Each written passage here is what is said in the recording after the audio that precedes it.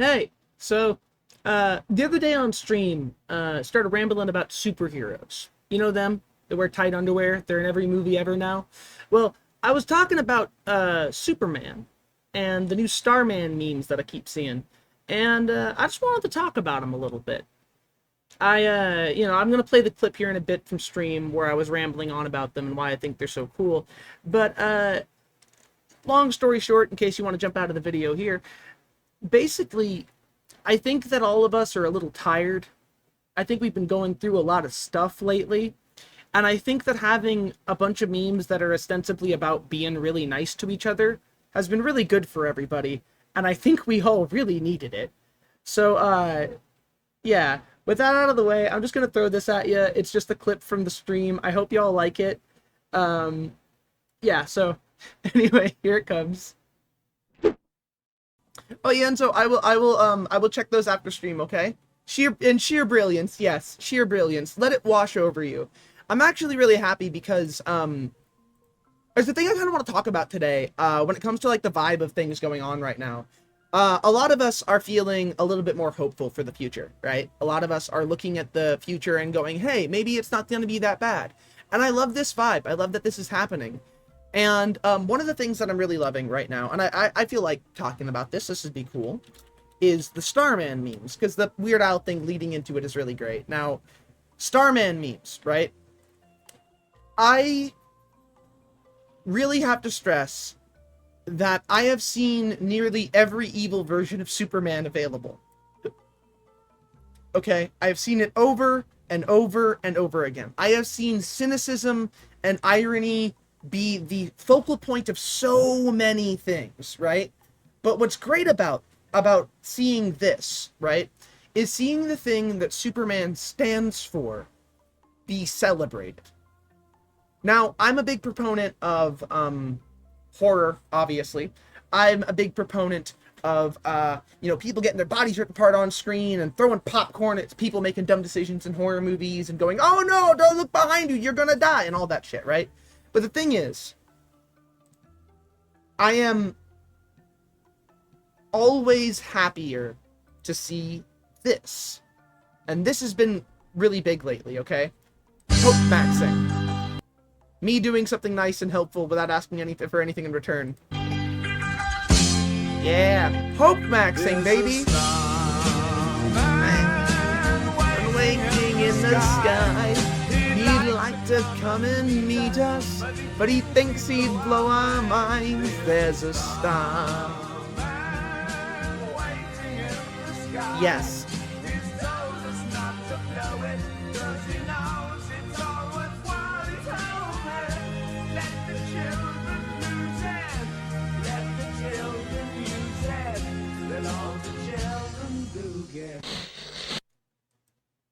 Those who are happiest are those who do the most for others. Now, the thing is, this might hit really hard for some people. It hits really hard for me. And you might ask, why? Part of that is because I think earnestness and caring has been so difficult to find in a lot of things lately. When it comes to things that don't have anything other than just an intention to tell you, maybe go out and do something nice. Help a cat out of a tree. Give your friends some candy, even though they didn't ask for it. Let people that you know, know that you care about them. All that kind of stuff, right? And that is, it's hokey and it's kind of dumb, but I think it's needed. We've spent years since, I don't know how long, watching stories in the media we consume and the news that we watch be depressing and miserable and bleak over and over again. And here, it's a meme that is about the exact opposite. It's about choosing to be good. There's a starman waiting in the sky. He'd like to come and meet us, but he thinks he'd blow our minds. There's a starman. So the thing about this, right? Like, these edits go super hard and they're all over the place. And they're the exact kind of thing Superman would want. There's a really good quote from All-Star Superman. right over here. Uh, it's from Jor-El, and it's when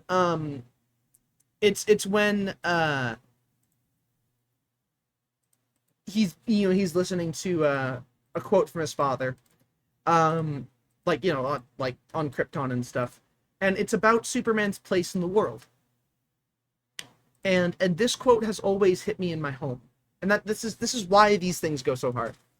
Um, you have given them an ideal to aspire to, embodied their highest aspirations. They will race and stumble and fall and crawl and curse, and finally, they will join you in the sun, Kal-El. They will stumble, they will fall, but in time they will join you in the sun. In time, you will help them accomplish wonders. And I have seen a lot of that lately. Through just things like this. Celebrating hope, celebrating justice, celebrating truth, celebrating a better tomorrow. And goddamn, does it just feel good to see. There is so much in the world that tells us that this is impossible, that Superman isn't relatable, that these characters are aspirational in the most abstract way, that we could never be like Superman, that people would never be like Superman. But I think that's not true, because he is the ultimate subversion of those expectations.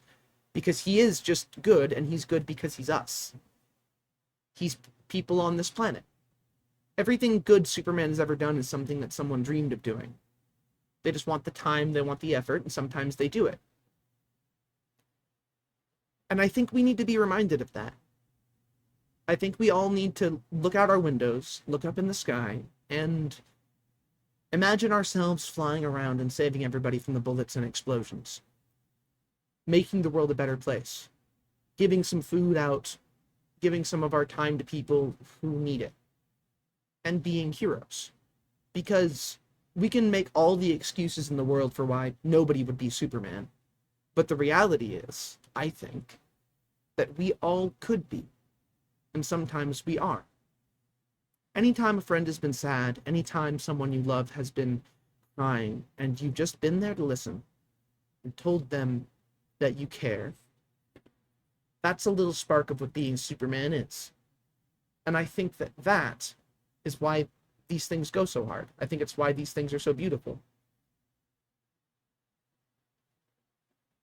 It's really nice. It's really, really nice. Seeing Superman just be kind, and knowing that people can just be kind. It's called hope maxing. It's time to start hope maxing, y'all. Optimus Prime, a great example of hope maxing. Batman, a great example of hope maxing, actually. See, with Batman, he is a symbol of hope. He is hopeful. See, Superman is the story of a man who was born around death. Superman was born into destruction. His whole planet was dying due to the folly of people who came before him, and he was sent by his family off to some unknown world, where anything could have happened to him. And he just so happened to land in the middle of Kansas, and he just so happened to be raised by really kind people who taught him to be kind. And at the end of the day, that's it. And it's not a fluke that they taught him to be kind. The idea is anyone would have taught him to be kind. The idea is that's what is normal, and that's what should be normal. That our parents should be like Pa and Ma Kent. That you should be able to call them if you're scared. That you should be able to be loved no matter who you are. In Superman Red and Blue, there's a really good moment. I think it's one of the most beautiful things I've ever seen in my life. Red and Blue number 5. Let me find it. Let me get the art for it. It's a very good issue. And Generations is the bit for it. This is what Superman's about. Remember when Superman referred to psychic menace, to a psychic menace that they created? I don't. And this is why I love Doomsday Clock. It showed Dr. Manhattan learning what made Superman Superman. Nice to see that reminder. Exactly. Wasn't Optimus Prime kind of genocidal? No. Not when he's written as he should be. That man's better than Superman? That's actually that's a really solid thing. I'm actually building that. And hello, Monty McModface. It's good to see you. Mwah. the thing about like this right here, right? Paul can't go into church, and he asks his preacher what to do because he mentions that he's a dad and he doesn't know what to do and everything, and the preacher tells him to just this is say basically that he loves him, show him love, and then this happens. Go in peace, Jonathan. He hugs Clark and says, "You are special." He sees him walking as a baby and he says, "I love you." Helps him in the fields and says, "I'm proud of you." Helps working on his car, says, "You're special." Takes him to school and says, "I love you." All good times. Says, "I'm proud of you" around dinner. Tells him about the truth and says, "You are special." Sees what he can do and says he loves him. And Clark knows that even though he's gone, his father was proud of him. And this is why these things are so important. Because Clark carries that to the people he saves. You are special. I love you. I'm proud of you. You are special. But things like this. I love you. I'm so proud of you. And I think that these kinds of things are important, And again, he's the last of his kind, He's this horrifying, not horrifying, he's this horrified kid when he's younger, knowing that he doesn't fit in. He's in a planet of people who aren't like him, but they're just like him, It's a lot. There's a lot of emotional journey there.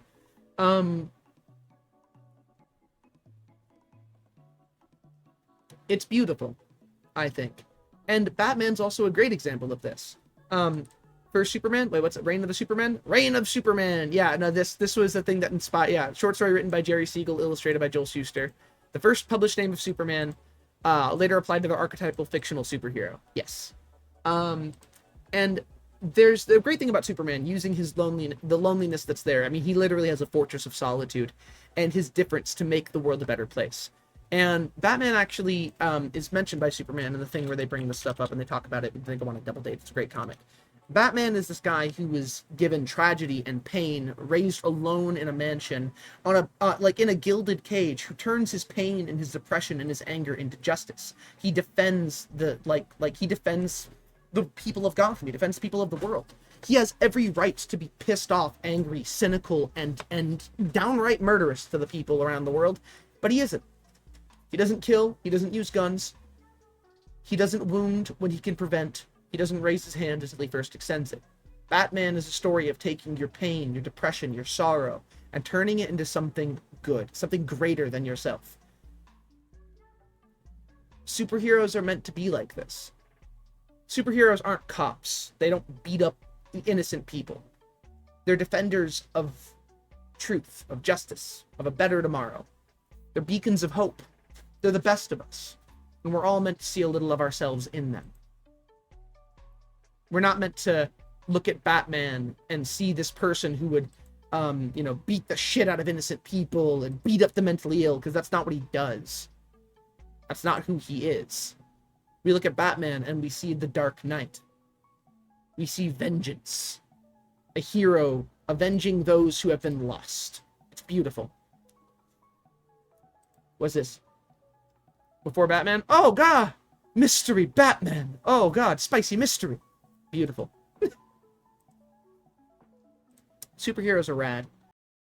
Hope y'all liked the video. Do the follow, do the like, do the subscribe. Follow me on Twitch where I scream a lot and do a little bungus dance. I go like... So if you like that, you'll like everything over there.